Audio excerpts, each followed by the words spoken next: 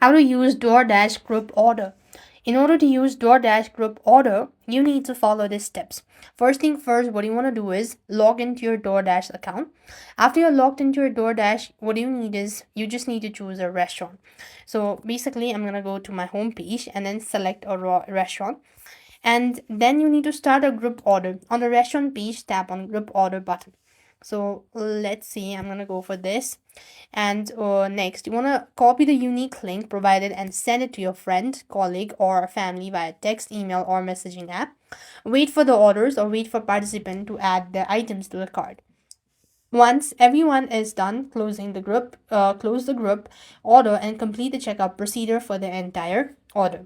So here it is, group order. You click that out. Now next you want to click on start group order, and then you then need to share the link as I already mentioned, and they'll be adding in the items to their cart. And lastly, you could go ahead and add in or check it out, and that's how you could use DoorDash Group Order.